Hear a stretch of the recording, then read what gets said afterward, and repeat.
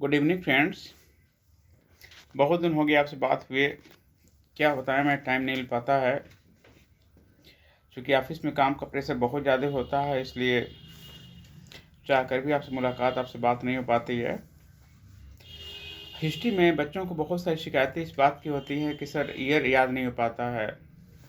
कई बार हम लोग ईयर पढ़ते हैं, वर्ष पढ़ते हैं, फिर क्या होता है कुछ टाइम बाद भूल जाता है। तो इसमें कोई संदेह नहीं कि पहली बात हमारा कॉन्सेप्ट क्लियर होना चाहिए, और दूसरी बात जो ईयर वाला मामला है वो हमको रटना ही पड़ता है, चाहे कुछ भी हो जाए, तरीका चाहे हमारा कुछ भी हो। जितना जल्दी आप रट जाते हो उतना आपके लिए बढ़िया होगा। जो लोग 1 साल में रट जाते हैं उनका सिलेक्शन 1 साल में हो जाता है। जो उसी फैक्ट को 5 साल में रटते हैं तो सिलेक्शन उनका 5 साल में हो जाता है। लेकिन ध्यान देना, फाइनली बात आपका यह है कि उसको रट्टा तो पड़ता ही है। क्योंकि मैं एक टीचर हूँ तो कुछ मेरा अनुभव भी है इस बारे में, तो आज मैंने सोचा चलो एक बार अपना अनुभव को हम यहाँ पर शेयर करते हैं। जब हम बात करते हैं भारत में राष्ट्रीय आंदोलन के बारे में या 1857 के बाद के बारे में, तो ऐसे बहुत सारे ईयर हैं जो एग्ज़ाम के लिए बहुत इंपॉर्टेंट हैं। और महत्वपूर्ण बात आपका वहाँ पर यह है कि उस पर्टिकुलर एक ईयर में बहुत सारी घटनाएं होती हैं जिनका कलेक्शन यदि हम लोग एक जगह कर लेते हैं तो हमें रिवीजन करने में आसानी होती है। कुछ पर्टिकुलर ऐसे ईयर हैं जिस साल बहुत सारी घटनाएं हुई हैं, जैसे 1867 की घटना है। दूसरा ईयर जो आपका बहुत ही महत्वपूर्ण आपका है वो है 1869, 1875, 1893, 1896, 1911 और 1916। ये सब ऐसे वर्ष रहे हैं इतिहास में जहाँ से क्वेश्चन बहुत सारे पूछे गए हैं। अब क्या है कि जैसे हम एक एग्जाम्पल के बारे में बात करते हैं, मान लो हम बात करते हैं 1893 के बारे में।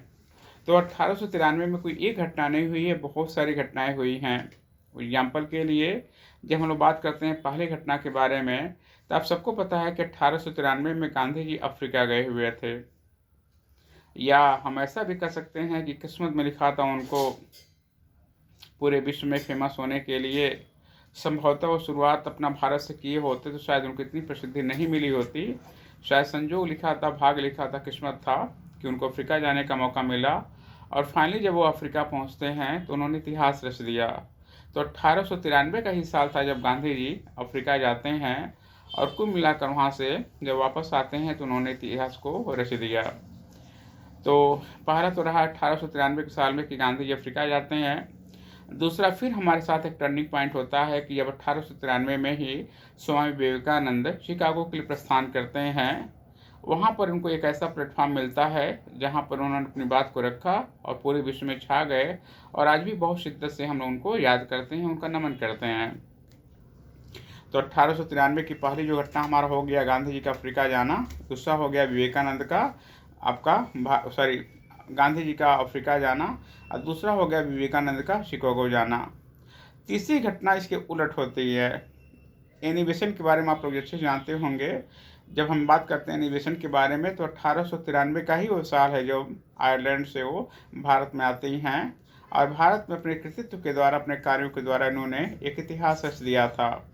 आपको पता है कि भारत में उन्होंने आयरलैंड की तर्ज पर होम रूल लीग की इन्होंने क्या किया था, स्थापना किया था। और बाद में चलकर अंग्रेजों ने 1919 के अधिनियम में इनकी बहुत सारी बातों को मान लिया था।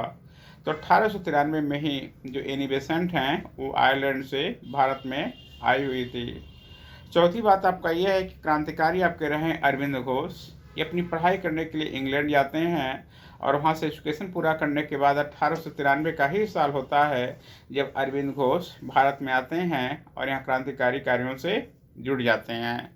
और पांचवा आपका यहाँ पर यह है कि जो बाल गंगाधर तिलक हैं, इन्होंने, आपको पता है कि भी बहुत बड़े क्रांतिकारी व्यक्तित्व थे।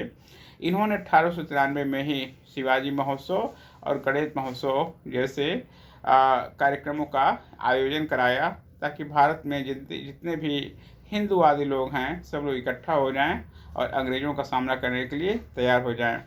तो जब हम लोग बात करते हैं 1893 की घटना के बारे में, कुल हमने 5 घटनाओं का उल्लेख किया है। लेकिन 1893 में और भी बहुत सारी घटनाएं हुई हैं।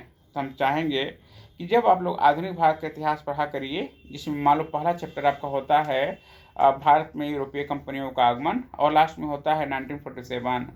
तो जब आप लोग इतिहास जब पढ़ते हैं ना, और जैसे ही आप देखिए कि इस पर्टिकुलर ईयर में एक से अधिक घटनाएं हो रही हैं, 2 घटना, 3 घटना, 4 घटना, 5 घटना, तो फटाफट उसको एक जगह नोट्स बना लिया करिए। और उसका फ़ायदा ये होता है कि रिवीजन करने में आपको बहुत ही आसान होता है।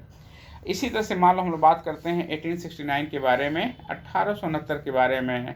आप सबको पता है कि 1869 में महात्मा गांधी का जन्म हुआ था, लेकिन महत्वपूर्ण बात यह है कि जो जन्म इनका हुआ था अक्टूबर में, 2 अक्टूबर को। लेकिन महत्वपूर्ण बात आपका यह है कि 15 फरवरी 1869 को मिर्ज़ा गालिब की मृत्यु हो गई थी। तो 15 फरवरी 1869 को मिर्ज़ा गालिब की मृत्यु होती है और अक्टूबर 1869 को गांधी जी का जन्म होता है।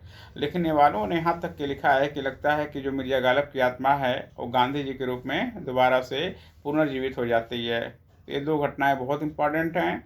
और 1869 में एक तीसरी घटना भी होती है, जो कि सुएज नहर का निर्माण होता है। और आपको पता है कि सुएज नहर के निर्माण से भारत और यूरोप के बीच की जो दूरी है वो करीब काफ़ी हद तक कम हो जाती है। अब दूरी घटकर आपका सिर्फ 1/3 रह जाता है, लगभग 2/3 की दूरी आपकी वहाँ पर कम हो जाती है। तो जब हम लोग 1869 के बारे में बात करते हैं, हमने एक एग्जाम्पल के रूप में 3 घटनाओं को बताया हुआ है। हम चाहेंगे कि आप इसको अच्छे से देख लीजिएगा। इसके बाद जब हम लोग इतिहास के बारे में बात करते हैं तो कुछ थोड़ा सा ध्यान देना होगा। जैसे मान लो हम बात करते हैं 1919 के बारे में, बात करते हैं 1818 के बारे में, बात करते हैं 1717 के बारे में, 1616 के बारे में, 1515 के बारे में। ये सब कुछ जुगाड़ होता है कि हम इतिहास के ईयर को कैसे याद कर लेते हैं पेयर वाइज, मतलब 2020, 1919, 1818, 1717।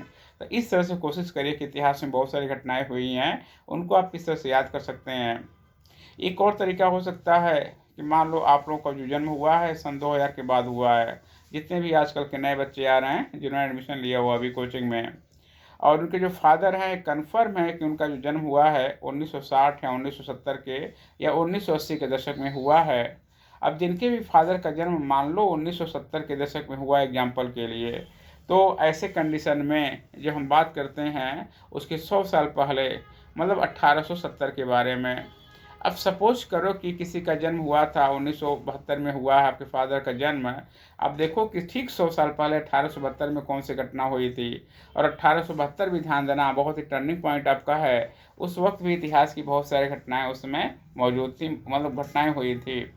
तो ऐसे भी जैसे मान लो अपने फादर का जो जन्म है, जो मदर का जन्म है, आपके किसी दोस्तों का जन्म है, किसी रिश्तेदार का जो जन्म है, उससे आप देखो कि 100 साल पहले, 150 साल पहले, 200 साल पहले कौन सी घटनाएं होती हैं। और जब ऐसे ही हम लोग आपस में इंटरलिंक करते हैं तो चीज़ें अपने आप आपका समझ में आने लगती हैं, अपने आप यहाँ पर याद होने लगती हैं। लेकिन कहीं ना कहीं ध्यान देना बच्चों, इसके लिए आपको प्रयास करना होगा। बुद्ध बनना है, तपस्या भी खुद आपको करना होगा। लेकिन आप लोग पूरे इस टाइम में जुगाड़ में रहते हो, कोई ऐसा जुगाड़ मिल जाए ताकि बिना याद किए हुए दिमाग में बिल्कुल हमेशा के लिए बस जाए और एग्ज़ाम में जाकर हम क्वेश्चन को सही कर दें। ऐसा संभव नहीं होता है। हम उम्मीद करते हैं कि मेरी बातों को समझेंगे, उस पर गौर करेंगे और उसको अप्लाई करेंगे। Thank you.